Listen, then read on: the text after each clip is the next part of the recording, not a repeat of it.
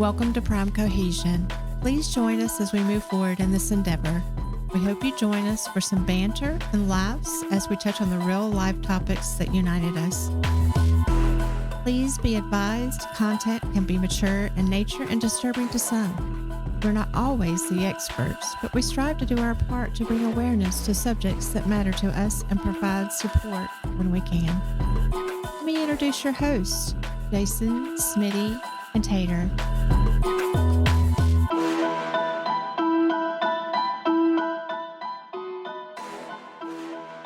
How you doing? Great. Well, this is Tara Nichols. She runs the Nichols Center out of Douglasville. With her and her mother-in-law Susie. Welcome to the show. Thank you. Nice to meet you. Nice to meet you as well. So how do you put up with Smitty down there? We're in the same office. So it's So we wanted to have you on to talk because you are well versed dealing with trauma and PTSD type situations. So we wanted to go down that rabbit hole this evening. Was basically if you could give some brief statistics on PTSD, I guess, in the area, or whatever knowledge you can bring forth in that area. And then we have about, somebody posted about 22 questions that are some relevant, some not. So we'll get to some of those as well. But if you can briefly just state your name and what you do, your specialties, that'd be great. Awesome. All right. So I'm a mental health therapist, a licensed professional counselor in the state of Georgia.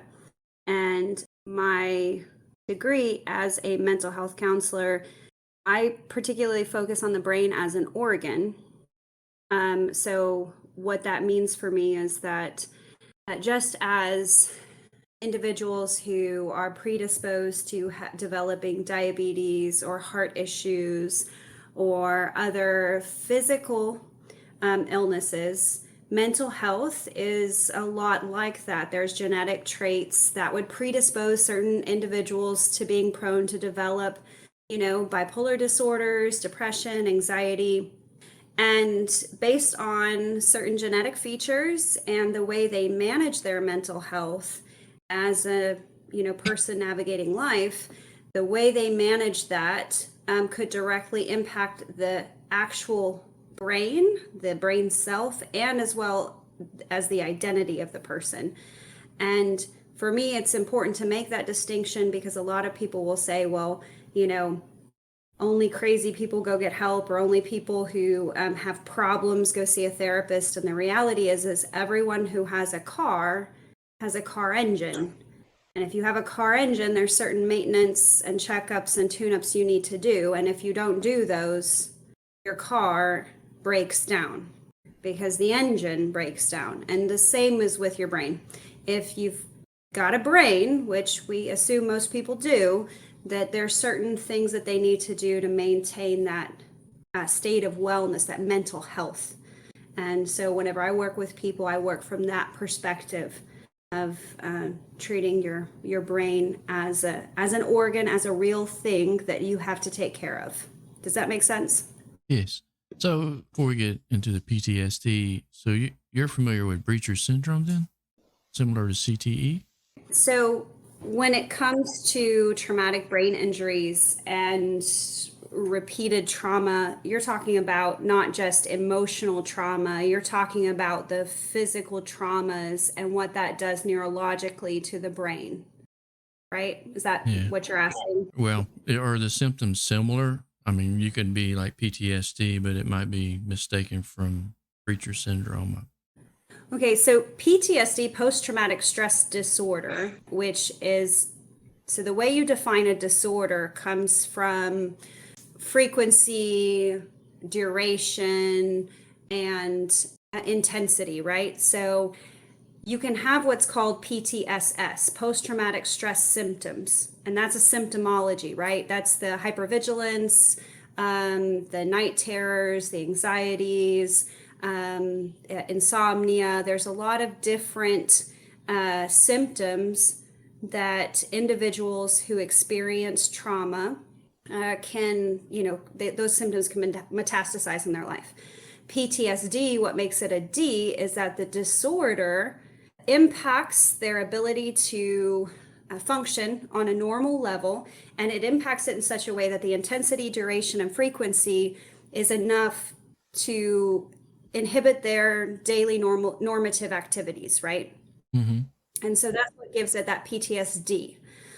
We are in kind of a place in history where we have a lot of exposure to knowledge. We have a lot of exposure to mental health and to other things. We have a lot of, people are writing a lot of op-eds. They're learning a lot about mental health. They're coming up with new words and phrases. And so a lot of times people can whitewash or, kind of give these broad generalizations to behaviors or disorders that aren't specific enough, right?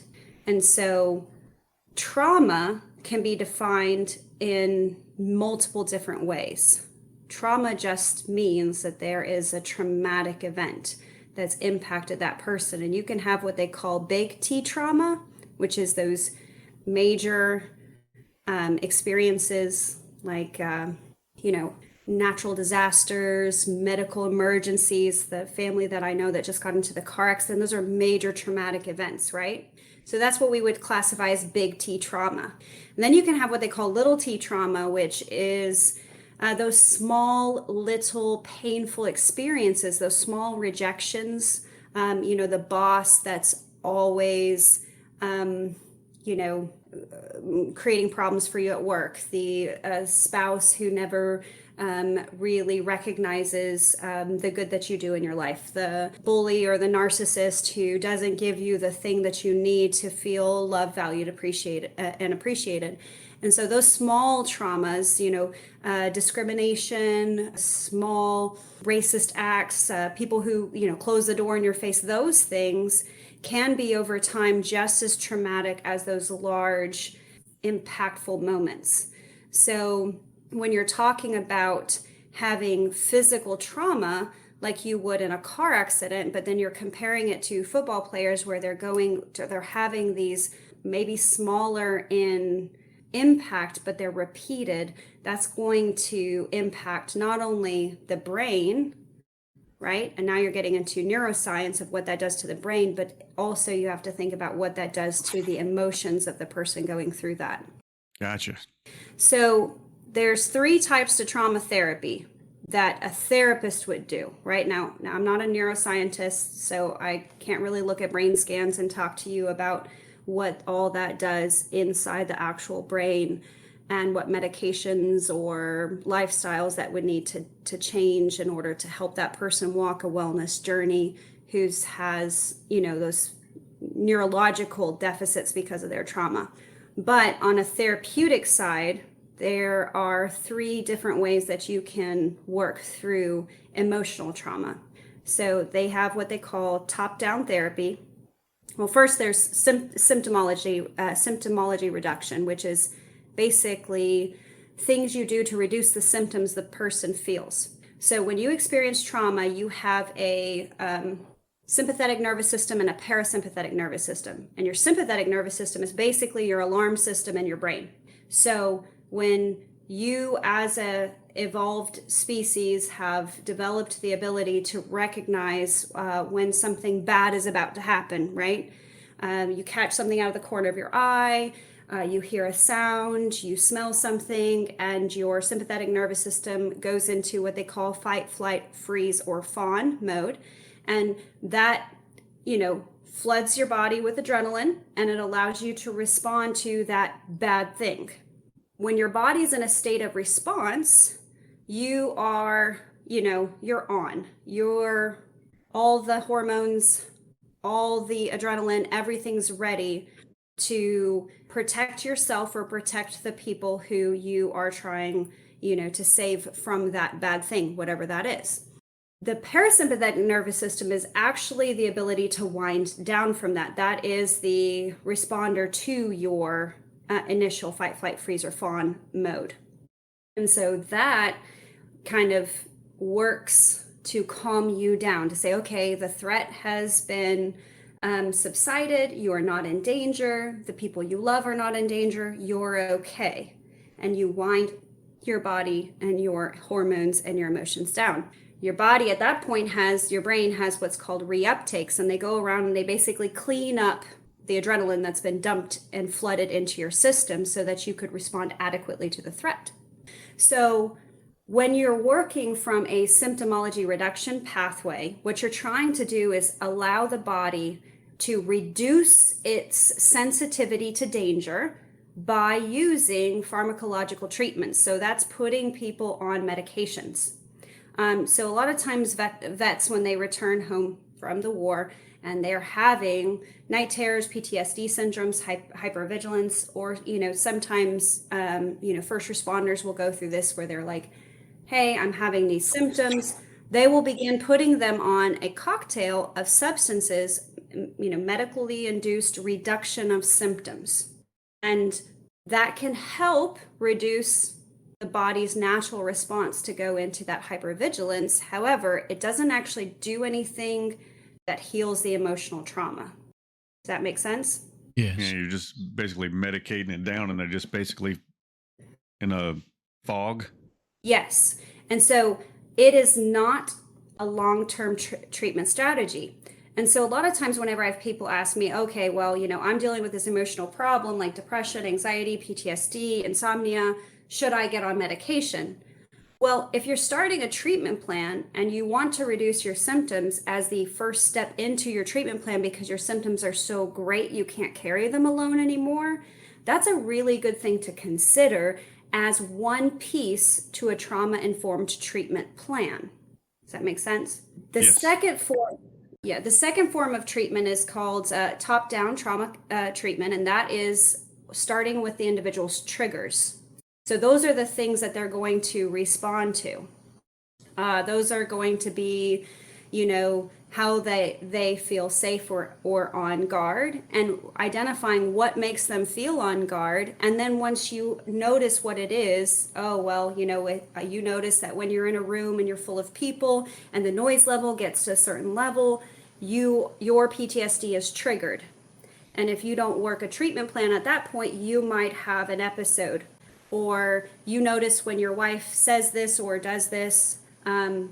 I know some people who've had some forms of abandonment issues that if they see a phone light up in the dark, the screen lighting up can be a trigger for them, right? So those small little things, once you notice and identify what your triggers are, then you can kind of put some steps into action to reduce the level of intensified adrenaline response that your body would naturally push you into. Your body has been trained to respond to threats with this extreme fight, flight, freeze, or fawn mode.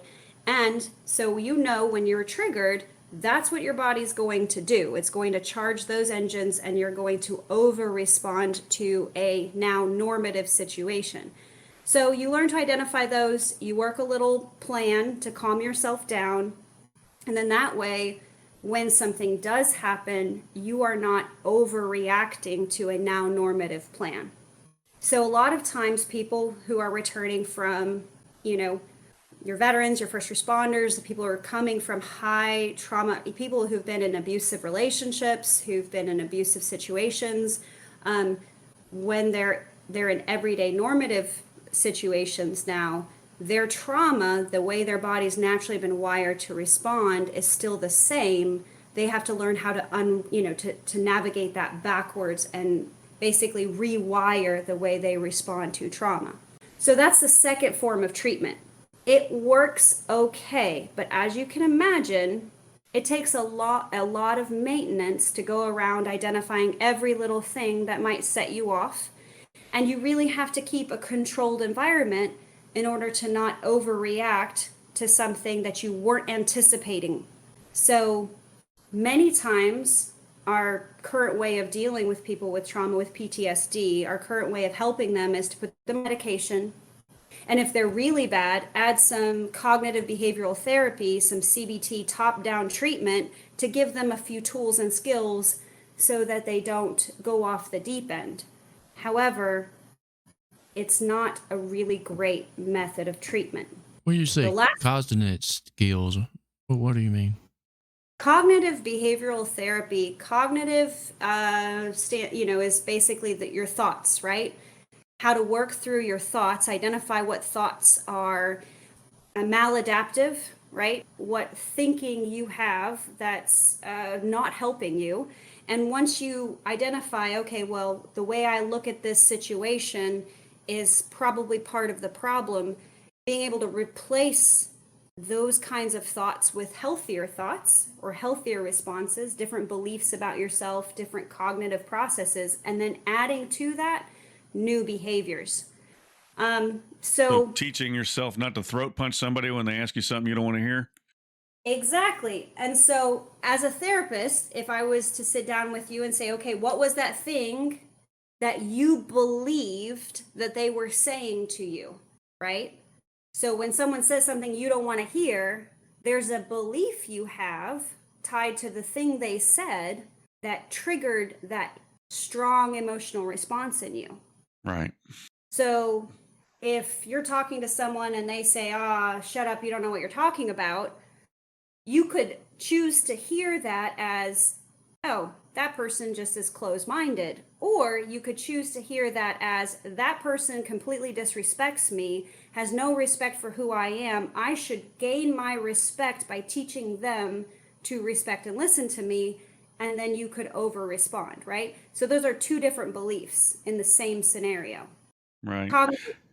Cognitive behavioral therapy would teach you to filter out every scenario and hear it the way it's best for you and not the way you've been pre-wired to hear it.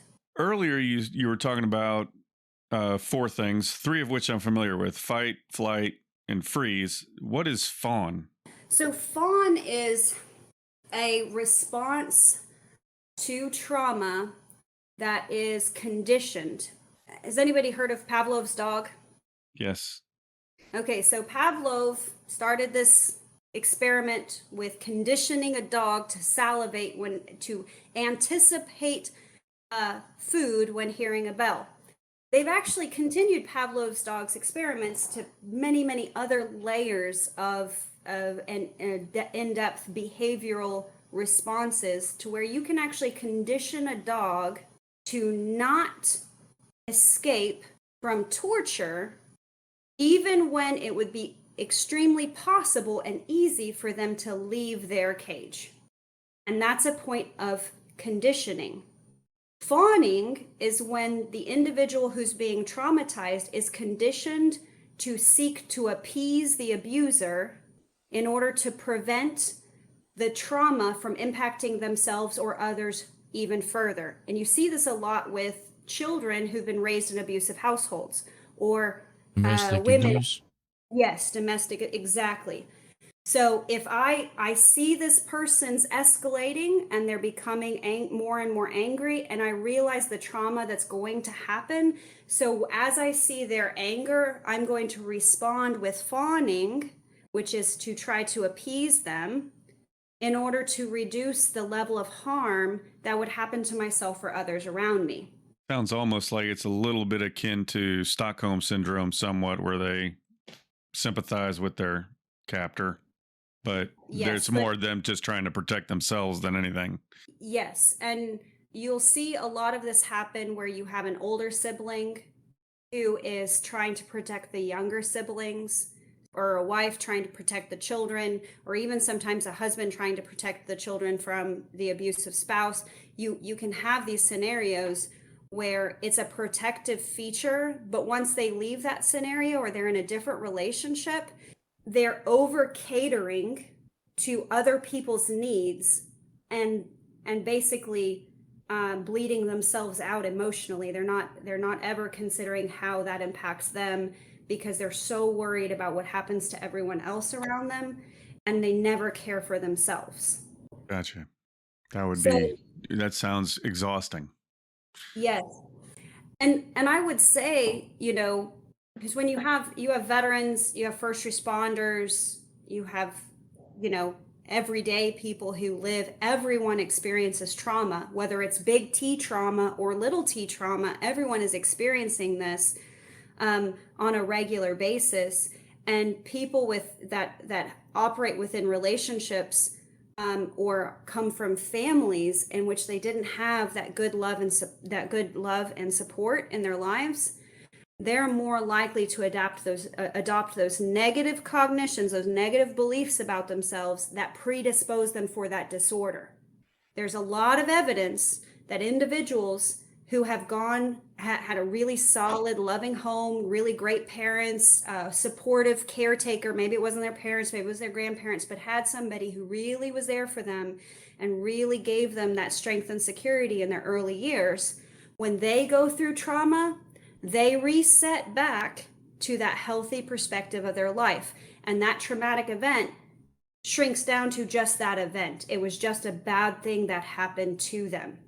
Whereas people who don't have that love and support, who have had, whether it was a divorce or abuse in their childhood or trauma that occurred to them at a very, very young age, and they didn't have that strength, love, and support from a consistent caregiver, as they get older, when trauma happens to them, it becomes they are a bad person, that trauma occurs to, and it's their fault that all these bad things happen to them. And that's the miswiring that happens in the brain.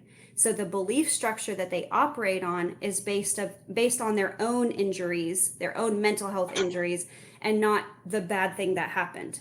Right. They blame everything that happened on their whole life. It's always been my fault, apparently, because it keeps happening. Right. That what do they call it? Common denominator? Like, Right. I'm the common denominator in my own life. Well, of course you are. It's your life, but it gets assigned to their identity in their thought process. So that's kind of an indicator, if you could screen for it, to, veterans going into war zones, that they could be susceptible to PTSD in this type of environment.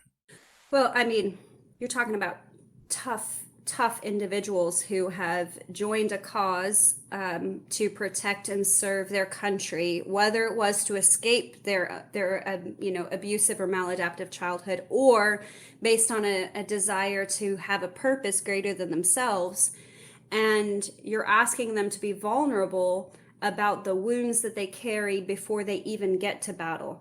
And most individuals that I know, even the healthy ones that come to therapy to talk about their feelings, most individuals are not vulnerable and honest about the wounds that they carry. Really? They just kind of hold it in, or they just don't tell the whole story?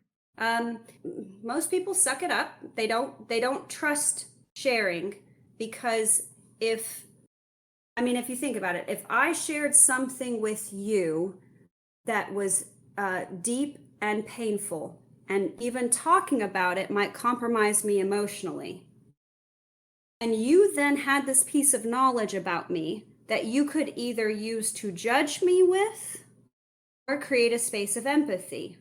Okay. Yeah. That's hard. That's hard for anybody, let alone someone with a type A personality, who's been through trauma and had their secrets used against them. Most children who have gone through abusive cycles as children have been conditioned not to say anything, because if they said anything, the people who they love will be hurt.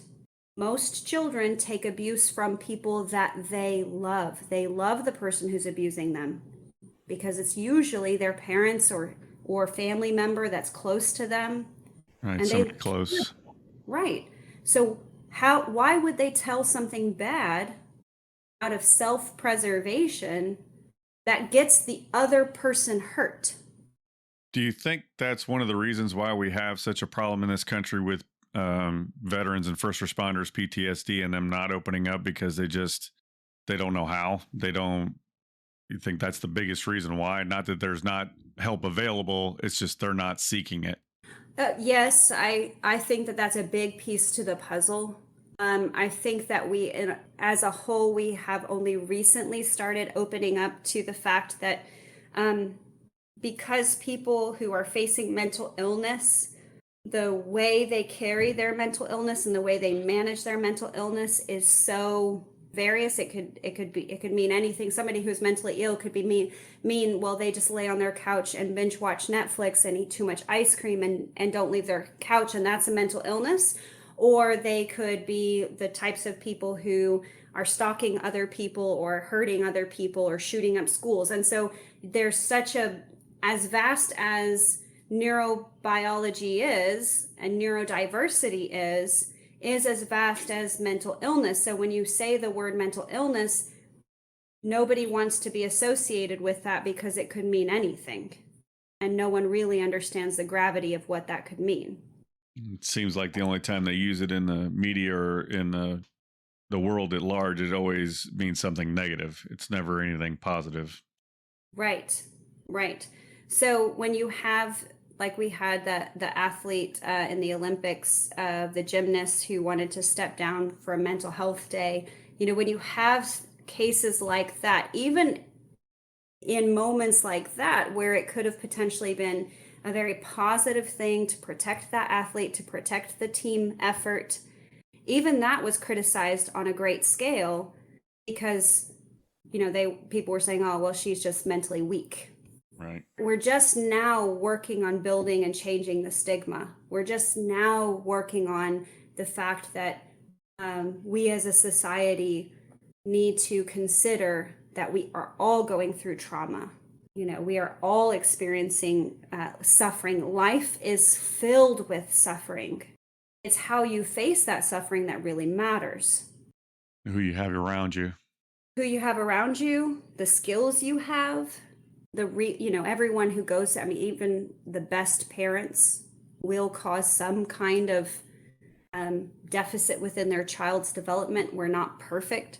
The kind of childhood you had, how the parenting styles you experienced, the people that shaped you, all of those things matter.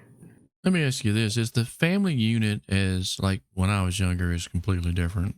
But in this world today, the family unit's like vastly different. I mean, there's a lot of split families, multiple parents and all. Is that contributing to more of a problem with the children? Yes, I would say that divorce is trauma, no matter how you look at it. And even the best divorces where both parents are co-parenting well. I've worked with families where the mother and the father live 3 minutes apart and the child can walk from home to home, and they're equally invested and supportive in co-parenting, and they're friends with each other's new relationships, and it's just something out of this world wonderful.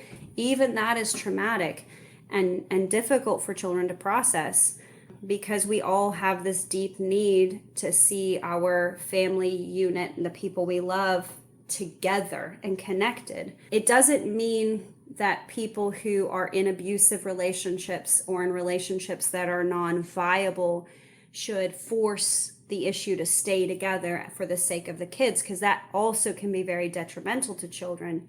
But it does mean that the value of connection, the value of family, the importance of having those strong conversations and those building those moral values for your relationships before you have kids is very, very crucial.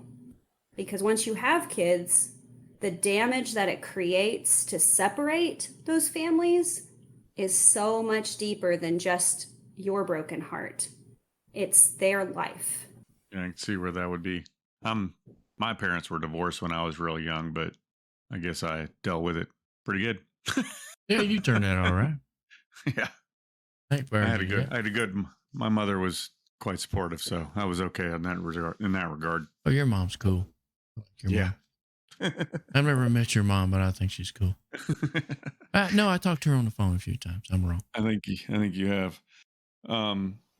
Another question that we were going to get into also is in the spirit of getting all the information out we possibly can, resources for people both that suffer from PTSD or these type of things, first responders, veterans, resources for people that or both going through it, and resources for people that maybe have a friend who they see going through it that may not recognize it themselves. I mean, is there any tips you would give to people that could help somebody in that regard that maybe doesn't realize how bad they're going through it? Absolutely. Before I get to answer that question, I want to tell you guys the third form of treatment for trauma therapy, which is, I think, going to partly answer that question you just asked me as well. Perfect. So the third form of trauma-informed treatment care is what they call bottom-up treatment. And bottom-up treatment is an actual deep internal belief system or value system shift within the person's emotional and psychological well-being. So when you think about a form of treatment that allows someone to connect to their belief system and alter that belief system, remember we talked about cognitive behavioral beliefs and those that are maladaptive, those beliefs that gear us towards being on guard towards threat versus feeling internally safe and emotionally well. And a form of therapy for this is called EMDR, eye movement desensitization and reprocessing. EMDR. It's a mouthful. Yes. EMDR actually uses bilateral stimulation, which is, if you think about, you're driving in a car, right? And as you're driving, the trees are going past you on the right, on the left, on the right, on the left, on the right, on the left, and your eyes travel with the trees, right? And somewhere in the drive, you go from being emotionally wound up to just kind of calm. You're just going for a drive, right? Next thing you know, your thoughts are at a different place and your emotions, dial down, and you're able to just kind of think, almost a daydream-like state. Almost hypnotic, not quite hypnosis, but almost hypnotic daydream-like state. Has everybody been through that scenario before? You get somewhere and you don't remember the drive? Yeah. So I used to swear my truck knew how to get home. Exactly. Or like when you're in the shower and you're in the shower and next thing you know, you're thinking or you're singing or you're not really sure what you're thinking about and you're writing little steam, in the steam on the walls and you're thinking things that you almost like solving problems you didn't know how to solve before because you're in a state of relaxation.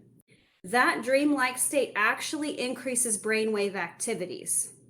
So when you asked me first about traumatic brain injuries and some of these concussion-based disorders that are creating these problems based on impact trauma, as well as probably emotional trauma, because people who've experienced concussions are more likely to develop anxiety and depression, major depressive disorders.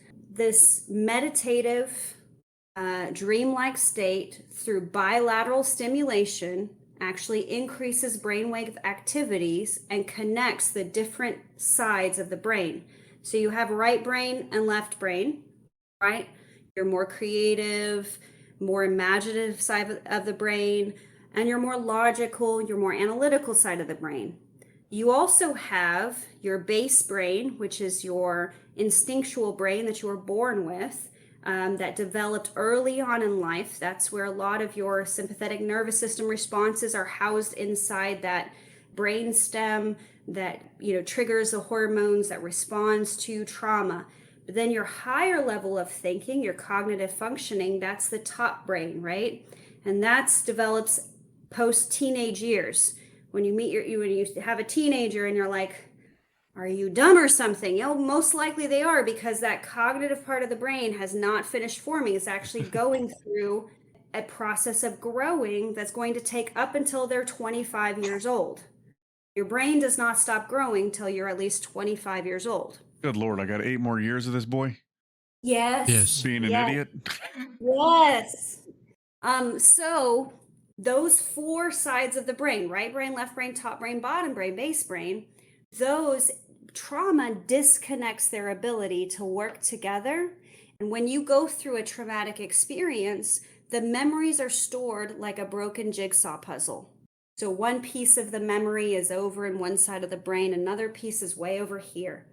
So as the memory is scattered across the brain, when you come to recall it, your brain kind of is all over the place. A lot of times when people try to tell their trauma stories, they don't remember all the facts and they can't always put words behind it. And they'll tell you a piece and then some other piece appears in their mind.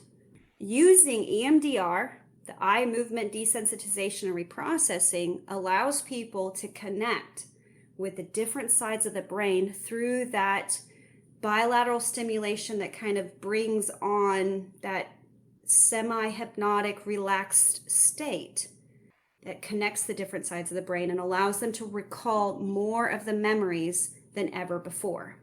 People with PTSD, one of the strongest treatments that we have is EMDR therapy. They also are doing a lot of research with microdosed psychedelic treatments. And those are microdosing like different mushrooms or psychedelic. Yes. That would allow someone to reconnect with some of those deep memories on a controlled basis. Is that like where they have looks like you got a headgear on and they're giving you like flashing lights left, right, for an extended period of time? Yes. I use tappers. Tappers, you hold them in your hand. They vibrate the right hand, left hand, right hand, left hand. And my clients, especially the adult clients, it's very grounding. It actually takes you out of your head and back into your body. And so you're able to control your breathing better. You're able to connect more with your thoughts. You're not just feeling these emotions and disconnecting. The way the brain stays safe during trauma is through disassociation. And so disassociation is like when you're floating above your body in a cloud, or when you kind of went through something and you're not really sure what you just experienced. Most people have different variations of intensity of disassociation, and most people who've been through trauma will disassociate often in a day just to disconnect from the stress and the pressure of their everyday life. Sometimes you can disassociate and not even realize it. A lot of people, like when they, if you're brushing your teeth in the morning and you look in the mirror and your eyes catch yourself and you're like, oh, is that what I really look like? Well, that's a sign of disassociation. If you don't view yourself as you actually look.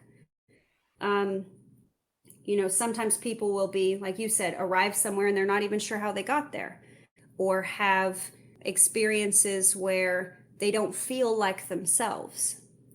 A lot of people who have panic attacks, their panic attack is a byproduct of disassociation. By using those behavioral techniques that we talked about in cognitive behavioral treatments, you can actually teach yourself or train yourself to be more intentional and mindful. And this is where we get into like mindfulness training.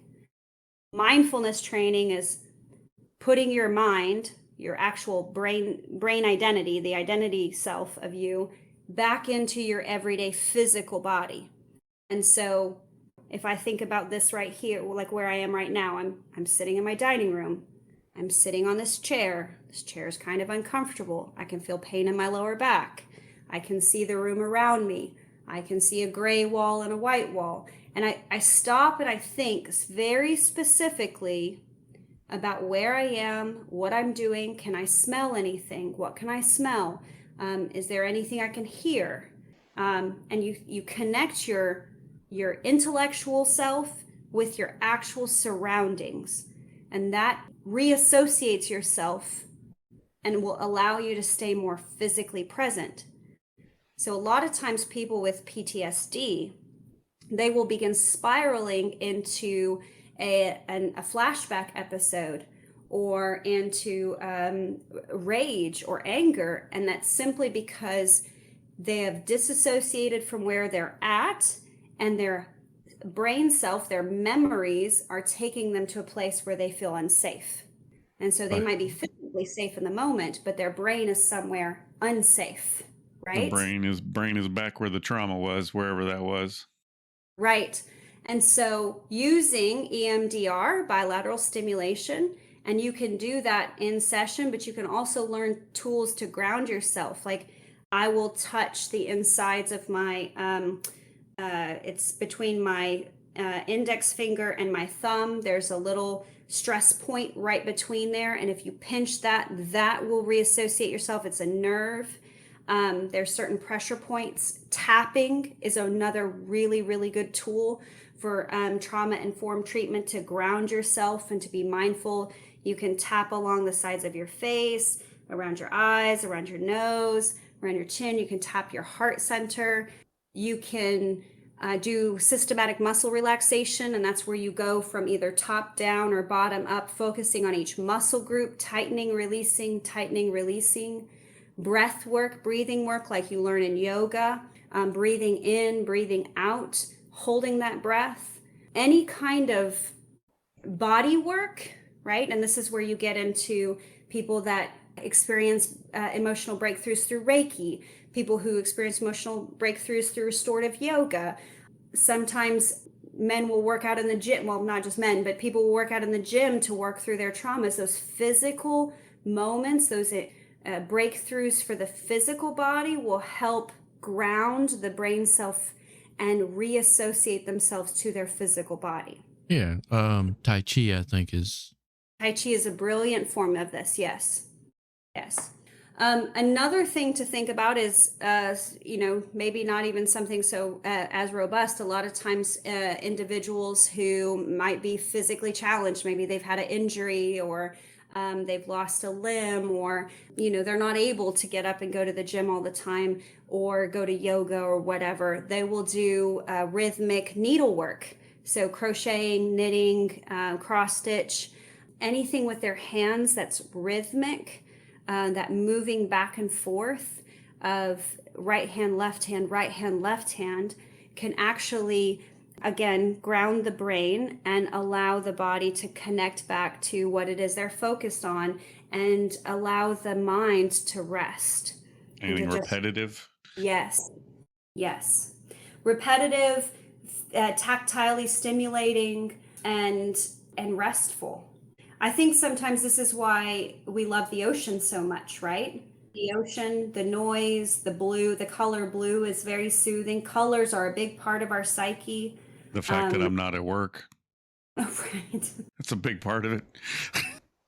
So if you are going to a therapist and you're looking for real trauma healing, the things that you can think about is, first off, are my symptoms so heavy, so strong that I need symptomology reduction, right? Do I need to be on a medication or a treatment regimen that allows myself to not have to carry the intensity of these symptoms every day because I'm raw and numb from them? Okay? Sometimes that helps to get you started. Then, am I learning the tools and skills I need for that top-down approach, right? Am I learning how to identify my trauma triggers and create a safe space around me so that I'm not constantly being triggered?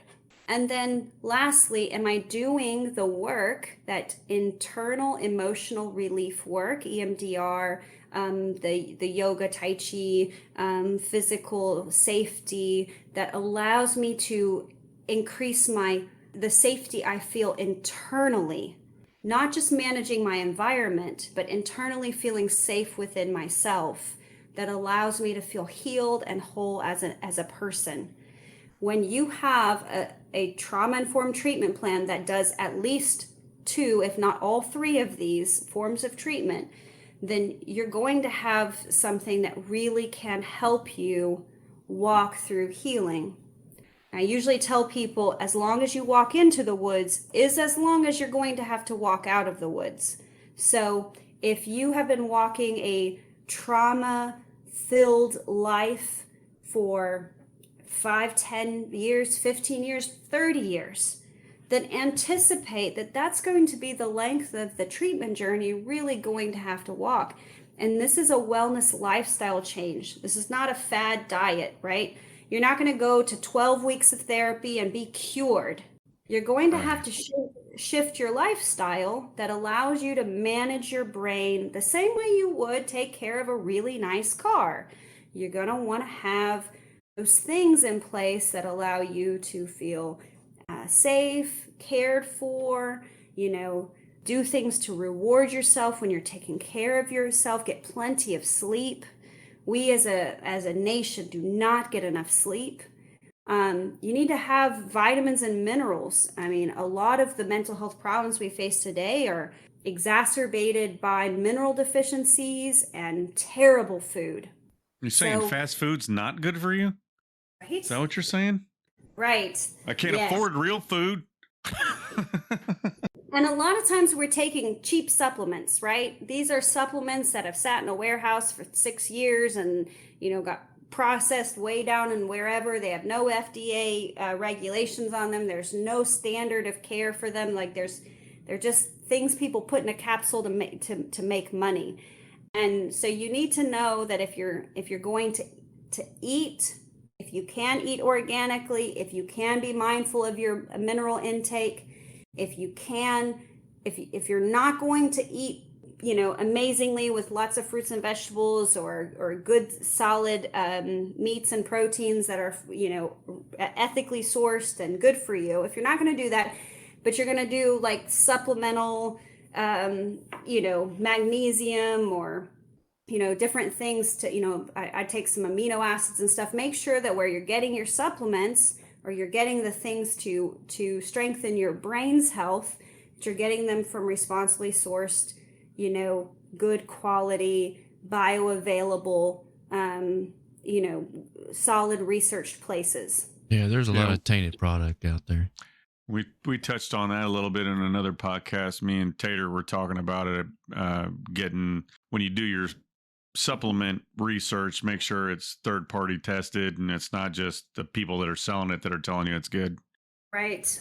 Absolutely.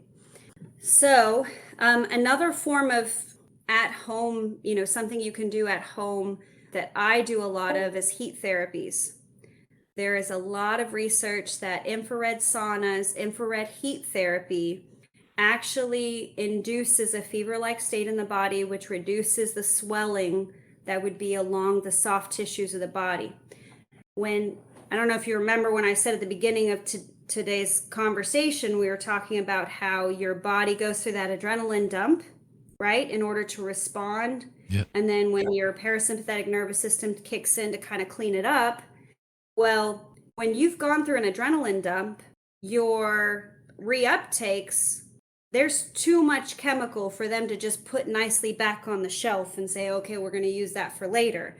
So when they're cleaning up your system, they're putting those, basically overloaded toxins now in your system anywhere they can find them. And that's going to be along your spinal column, in your knees, in the soft tissues of the bodies, and those fatty tissues, right? And so a lot of people will have joint pain, back pain, stiffness in areas that they're like, I don't know why I'm hurting here, but I'm hurting here, right? And so often those pains are emotional traumas that were never dealt with. And those are toxic buildup of those hormones that the body had, dumped into the system. And so using infrared heat therapies, going in a good sauna, you can do magnesium, hot magnesium baths. And I usually tell people who are trying to do this to every other night, start at 98 degrees and gradually increase the water as hot as you can stand it with 6 to 8 pounds of Epsom salt, because the magnesium and the Epsom salt will help draw out the toxins. You can do ionic foot detoxes. Any kind of detoxification process that you can do will also impact the way you feel, the inflammation in the body that comes from experiencing trauma over a long period of time. You just went really old school with that, because Granny used to make us do that when we got hurt. Epsom salts was like the cure all. My mom used to make me soak like I step on a nail or something, I'd have to soak my foot in Epsom salts, or if anything was hurting, it was Epsom salts and hot water.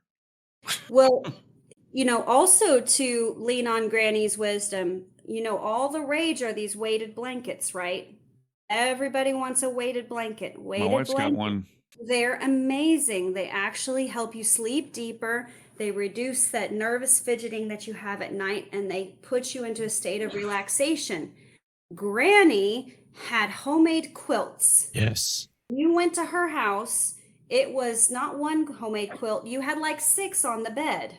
They feel a lot like a weighted blanket. Oh, my granny made them. You only needed one. Yeah, no kidding.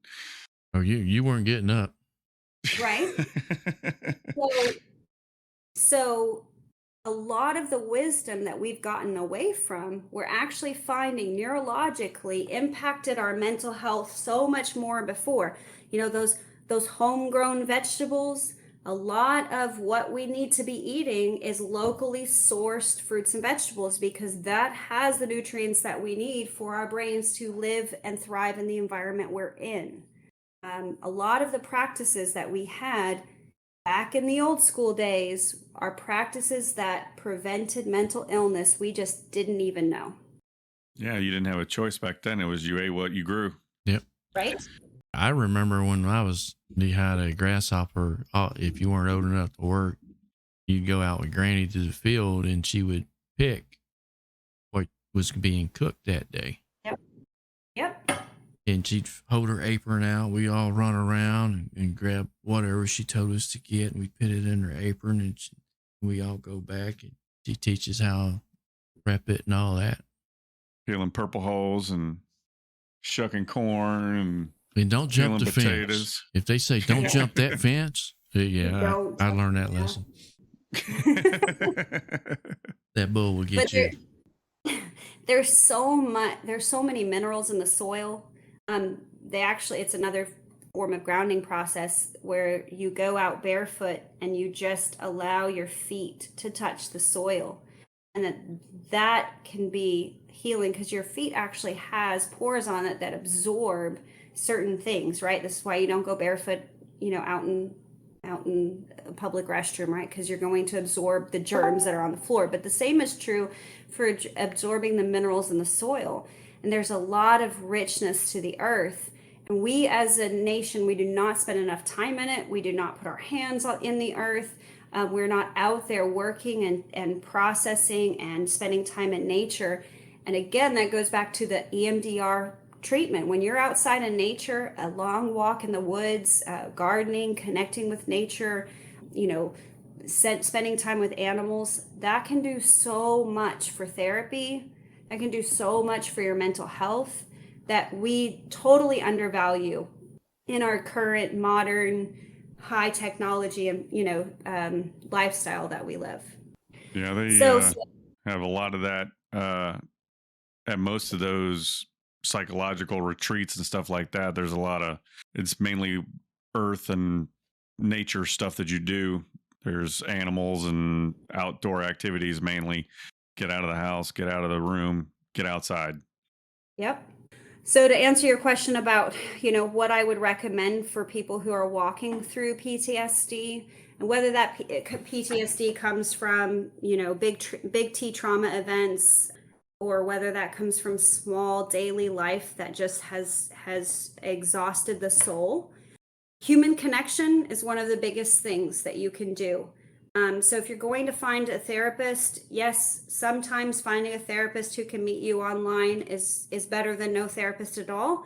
However, if you can meet a therapist in person, that's amazing, right? So having someone that you can talk to, if it's not a therapist, a chaplain, a preacher, a life coach, someone that you can talk to, that you can be 100% honest with, and that confidentiality is protected. So what you say in that space will just stay between you and that person, and it's not compromised. It's not leaving that room.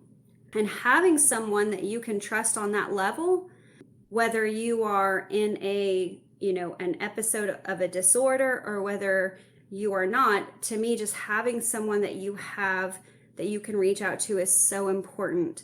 I like to tell people to have at least 3 people on that list that you could talk to. That way, if someone's not available or you can't afford to go to your therapist or whatever, there's something preventing you from talking to one person, you have someone as backup. We never know with life, what life's going to throw at us. There's a lot of great resources through the National Alliance for Mental Illness, NAMI. You can find a local NAMI chapter. We're actually working to bring a NAMI chapter here to Douglas County, a NAMI affiliate. There's a lot of online resources for psychoeducation on mental health or mental illness. You can, contact in your local area. The VA might have some resources. Some of the churches, a lot of times churches will have, in-house groups or meetings to where people can feel love and support. So the power of human connection to me is invaluable for healing. That's great information. And then also what I always challenge my clients to do is that once they get started and they have their list of 3 safe people they can talk to, that they work on 3 hobbies that they can do that would allow them to stay grounded and connected and to be intentional with a good mental health routine.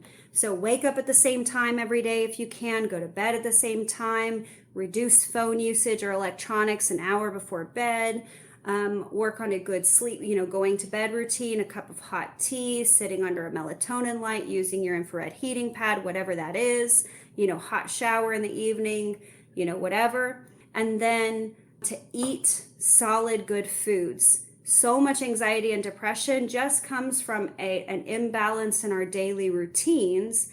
And we're constantly go, go, go, work, fix problems, put out fires, help others. And we're not taking care of ourselves, our physical body.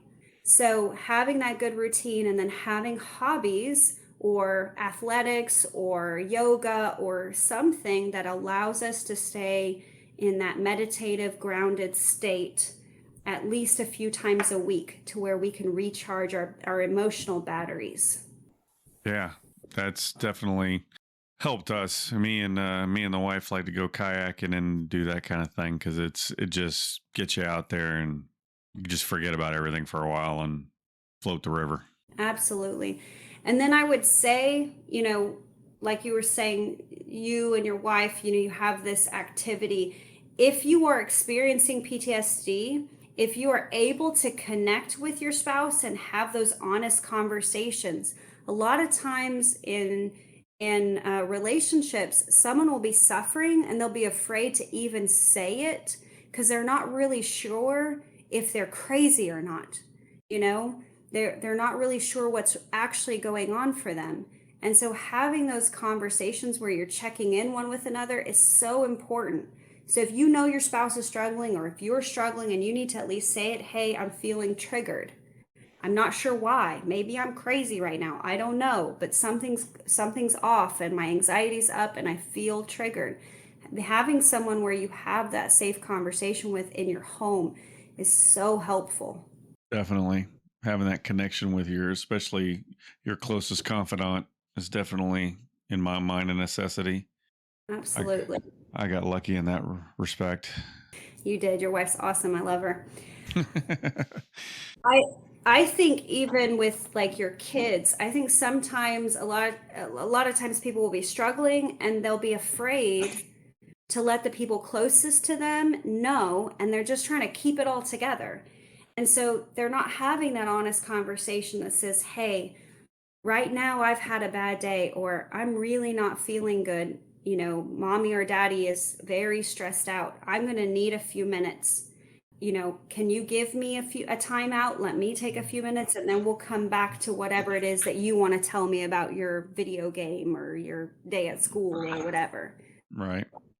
So sometimes that's tough to do. Sometimes you don't want to put your kids on the back burner. You feel horrible for putting your kid on the back burner when you're like, hey man, I'm just not having I can't talk to you right now. But right? Sometimes you just have to say, hey, look, give me 10 minutes and we'll get right back at it. And I think having, demonstrating real life for our children is important, because then we get to say, not do what I tell you to do with your mental health. Watch me manage my mental health and model what I do with my mental health. And that's really what we're doing, right? Being an example. Yeah, because they will mimic you no matter what you do. The good and the bad. They will Yes. They pick it all up. Yes, they do. My kids both have my mouth, but hey, That's just the consequences. So they say modeled learning is the most powerful form of learning. Yeah, you want to be a good example, that's for sure. Unfortunately, I've seen what happens when there isn't a good example in the home. Yeah, I think I Yeah. yelled at one person out of the truck when my brat was a little girl, and she is the worst screamer out the window. I know. They pick it up. Yep. Yeah, there's a lot of great research on mirroring neurons in the brain and how children develop through modeled behavior, and they call that process attunement. Attunement is whenever I see you, I hear you, you are seen and you are heard. We have a deep need as humans, and this is the power of connection, to hear and be heard, see and be seen, understand and be understood. And when you can communicate that connection, you actually give validation to their existence as a person. That attunement is what combats PTSD and how trauma is formed, right? That's that belief system I was talking about that really allows your existence to feel valued. And if your existence as a person feels valued, you can withstand, that builds that resiliency to withstand any form of trauma that comes at you because you are of value. And the size of a man is the size of the problem that brings him down. And so you're able to rise above trauma and say, I have value and my value is greater than this bad thing that's happening right now. And so when you have a connected relationship with your kids or your spouse and you're able to attune yourself to them and not be distracted by your trauma, that's what allows you to build that resiliency within your home. Yeah, I appreciate all of that to no end that I have the support that I do at the house. Yeah. It definitely helps you when you're not at the house. And that support is probably the thing that your mom provided for you that allowed you to go through the difficulties of your childhood that would have otherwise capsized your life. The attunement that you received from your mom probably gave you that resiliency of spirit that you needed. Yeah, that's the only thing I can attribute it to, because I should have went south in a hurry. I don't want to keep you too long, Tara. Jason, do you have any other questions? I do not right now. I mean, this is very informative. I mean, you probably described me 3 or 4 times a day and enlightened me on a few things I did not realize. So yes, very informative. Well, I love talking about what I do. I really enjoy being a therapist. It's definitely the best job in the world. It's hard some days. I've held space for a lot of people with a lot of problems, bigger than I even want to imagine, but it's... Yeah, I don't even want to know. Well, if you can put your information out there real quick, well, not real quick, just put your information out there, where you can be reached, your email, I guess, and the Nichols Center information if you'd like. Sure. I run a nonprofit. Our nonprofit is the Nichols Center. The website is www.nicholscenter.org. That's NICHOLSCNTR.org. You could also email me at nicholscenter.recovery@gmail.com. My private practice is 10 Therapy. And I also have written a book on, the book is The Authentic Woman, 21 Self-Reflections. And you can find my book on Amazon. And that is 21 reflections on specifically for women who have gone through abuse or trauma and how to, overcome that trauma, create the identity that you would like to have, and then commitments to the person you'd like to become. And so that's available also. And, I'm open to questions or comments. And so you can always reach out. Outstanding. I forgot you were an author as well. That's outstanding. Thank you very much, Tara. I appreciate your time. No problem. And I thank you for having me on. thank you, and we'll talk again. This was awesome. Really enjoyed it. All right. Thanks. Thank you, Tara. All right. Bye. Bye.